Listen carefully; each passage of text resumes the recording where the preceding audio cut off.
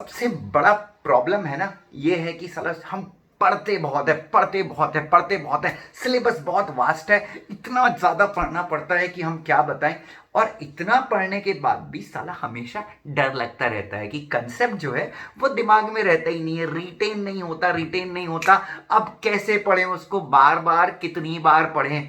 भाई साहब, सबसे बड़ी बेवकूफ़ी हम यहीं पे करते हैं। यार मुझे एक चीज़ बताइए, अपन रट्टा मार रहे हैं, और यार मुझे एक चीज़ बताओ, रट्टा रट्टा या फिर कि हम अगर इतना सा पढ़े ना कि भाई 4 पेज पढ़ लें, 5 पेज पढ़ लें, तो वो 5 पेज अगर हमने पढ़े हैं, पूरी ईमानदारी से पढ़े, निष्ठा के साथ पढ़े हैं, लॉयल्टी के साथ पढ़े, ईमानदारी के साथ पढ़े, प्रशंसा के साथ पढ़े हैं, तो वो हमारे दिमाग में रह जाएगा। लेकिन अपन साला जब सीएस करते हैं, चाहे आप सीसेट कर रहे हो, चाहे एग्जीक्यूटिव कर रहे हो, चाहे प्रोफेशनल कर रहे हैं, कितना पढ़ते हो यार तुम। और कितने वैरायटी ऑफ सब्जेक्ट्स है, एक साइड कंपनी लॉ आ जाता है, दूसरे साइड टैक्स आता है, तीसरे साइड ईबीसीएल आता है, चौथे साइड फाइनल में देखा तो ड्राफ्टिंग आता है, रेजोल्यूशन ऑफ कॉर्पोरेट डिस्प्यूट आता है। इतना सारा पढ़ते हो, इतना सारा पढ़ते हो, इतना सारा पढ़ते हो, और पढ़ने के बाद रोना शुरू कर देते हो, हाय मुझसे रिटेन नहीं होता, मैं पढ़ता हूँ सर, भूल जाता हूँ सर, मुझे बड़ा डर लगता है सर, क्या हो गया, एग्जाम में याद नहीं आया तो मैं एग्जाम नहीं दूंगा। बच्चों, सिंपल सी चीज है यार, याद रखो। अपन रट्टा या दिमाग में ना रिटेन कब होता है, जब आपने ना बहुत कम चीज़ें पढ़ी हों, तो आपको ना चीज़ें दिमाग में रिटेन हो जाती हैं। जब आप बहुत सारा पढ़ते हो ना, तो ज़रूरी नहीं है बच्चों, मैं इतने टाइम से लॉ पढ़ा रहा हूँ, इतने टाइम से, और कंपनी लॉ तो मैंने कम से कम 200-300 बार खुद ही पढ़ा होगा बच्चों। बच्चों फिर भी आप मुझे अचानक से पूछ देना, सर सेक्शन 56 में क्या है, हाँ that deals with transfer, but मैं उसके सारे प्रोविजन नहीं बता पाऊंगा।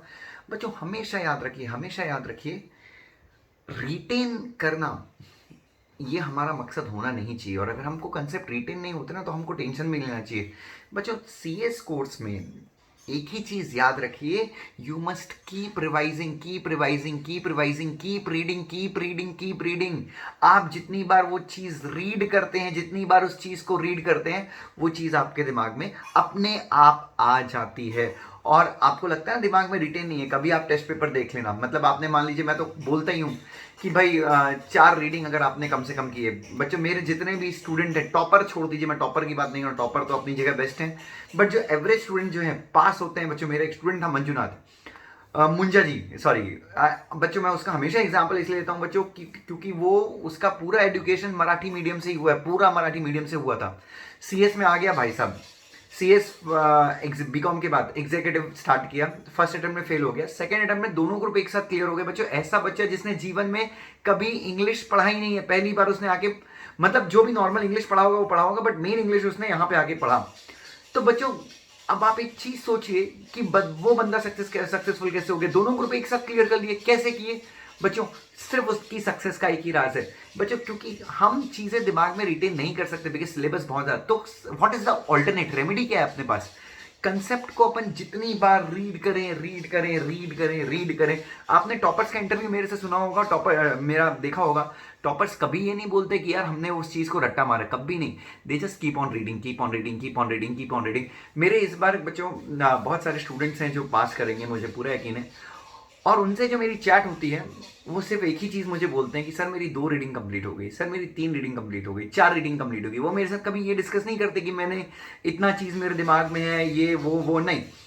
दे just focus on reading. Theory subject में, प्रैक्टिकल में तो आप सॉल्व करते हैं, बट थियरी सब्जेक्ट में the more you read, the more you read, the more you retain, the more you read, the more you retain, the more you read, the more you retain. याद रखिएगा इस concept को, ये concept बहुत ज़्यादा ज़रूरी है। क्योंकि मैं देखता हूँ हमारे जो बच्चे हैं, मोस्टली बच्चों ये टेंशन में इसलिए रहते हैं कि हम कंसेप्ट रिटेन नहीं कर पाते हैं, मैं टेंशन आ गया सर, मैं एग्जाम नहीं दूंगा सर। अरे बाबा कुछ नहीं है, क्यों टेंशन लेने का, जस्ट आपको लगता है ना टेंशन आता है, तो कुछ नहीं, अपनी बुक निकालने का, एक बार और रीड करना स्टार्ट करने का। So keep reading, keep retaining, keep reading, keep retaining. जितना आप रीड करेंगे उतना रिटेन करेंगे। एग्जाम के पहले 4 से 5 रीडिंग अगर आपकी हो, थोड़ी बहुत राइटिंग प्रैक्टिस किया, तो बहुत अच्छी चीज़ है, सोने पे सुहागा है। लगे तो आपको सेल्फ एनालिसिस कर लीजिए, खुद के टेस्ट, आप टेस्ट पेपर टेस्ट देना शुरू कीजिए, तो आपको और अच्छे से एक्सपीरियंस आ जाएगा कि भाई दुष्यंत सर जो बोल रहे हैं वो सही है गलत है। So please keep on reading, keep on reading. और stop complaining that you are not able to retain the things. Stop telling that you know sir मुझे बहुत लो फील हो रहा है, मैं बहुत टेंशन में आ रहा हूँ। प्लीज़ मत बोलिए ऐसा कुछ भी, ठीक है। तो प्लीज़ स्टार्ट रीडिंग, जितनी बार आप रीड करें।